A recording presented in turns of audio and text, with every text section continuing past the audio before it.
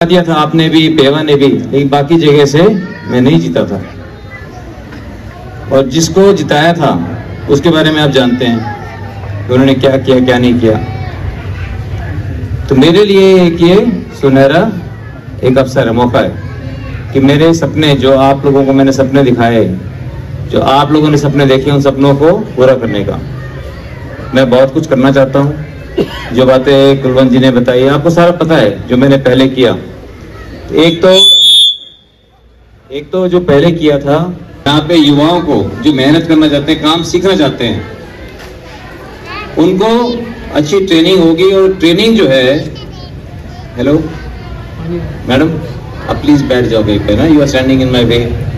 आप लोग प्लीज आप भी बैठ जाओ कुर्सी, मेरे को कुर्सी दे दो, थोड़ा साइड पे आ जाओ, कुर्सी दे दो।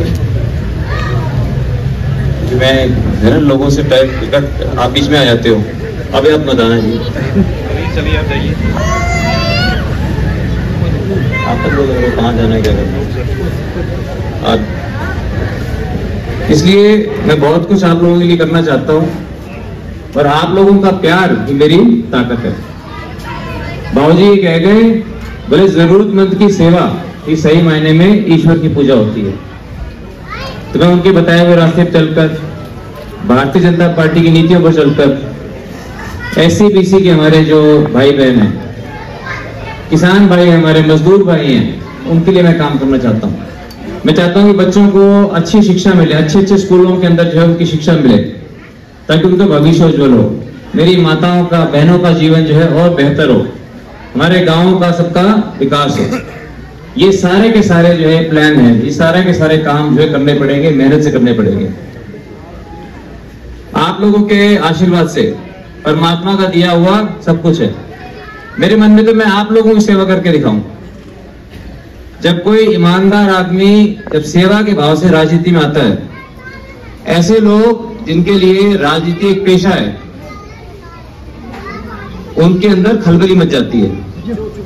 उनको लगता है ये जो है नौजवान भी है, पढ़ा लिखा भी है, ये इंटेलिजेंट भी है, इस पे पैसा भी है, इसने राजनीति से तो कुछ करना नहीं, ये तो लोगों की सेवा करेगा, हमारी दुकान ये बंद कर देगा। ठीक है कि नहीं बात? तो इसलिए जो है वो मेरे पे फिर टीचर उछालने की कोशिश करते हैं। लेकिन आप लोगों का 10 साल तक मैं सांसद रहा हूं, मैंने आप लोगों की सेवा की है। आप खुद देख सकते हो जैसे मैं काम करता था, आपको तो याद होगा, 10 साल में इतनी पुरानी बात नहीं होती। जैसे मैंने काम किया और जैसे बाकियों ने काम किया, निर्णय आप लोगों का है। आप लोगों को देखना है कि नवीन जिंदल जैसे लोग राजनीति में आगे आने चाहिए कि नहीं आने चाहिए।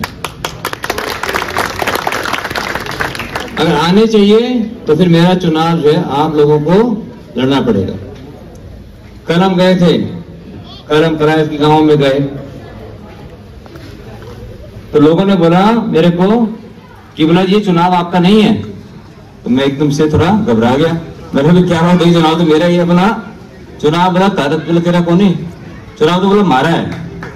तो मैं ये पूछने के लिए आया हूँ बागल के लोगों को, आप सब मेरे बागल के मेरे सम्मानित बुजुर्गों को, मेरे भाइयों को, मेरे नौजवान साथियों को, ये चुनाव नवीन जिंदल का है या बागल गांव का है? ये तो बस फिर आपने जो है मेरा चुनाव लड़ना पड़ेगा। और आने वाली 25 मई को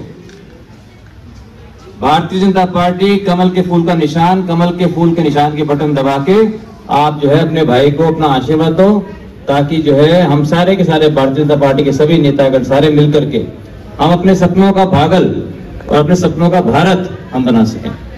आपने बहुत सी मन में बातें, मैं बहुत सी कुछ कहना चाहता हूं आपको, लेकिन अभी समय जो है कम है, सारा इलाका कवर करना है। तो आप सब सारे मेरे जितने नौजवान साथी हैं, वो मैं ना कई जगह फिट हो जाता हूँ, इन नौजवानों में फिट हो जाता हूँ, क्योंकि शरीर में जो है मैं कोई कम नहीं हूँ आपसे। अगर मैं शर्ट निकाल के दिखाऊं तो आप मान जाओगे। ठीक है, मेरे जो बाकी साथी हैं उनमें भी फिट हो जाता हूँ। बड़े बुजुर्ग जो है सोचते हैं OP जिंदल का छोरा है, तो उनसे फिट हो जाता हूँ वहां पर भी।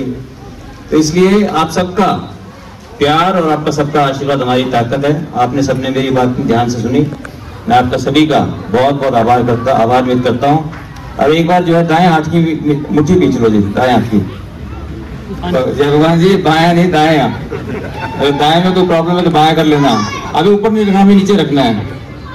नारा देना, जोर से जय का नारा देना है, लेकिन साथ वाले के मुक्का नहीं मारना, ठीक है? साथ वाले का ध्यान रखते हुए। भारत माता की धन्यवाद।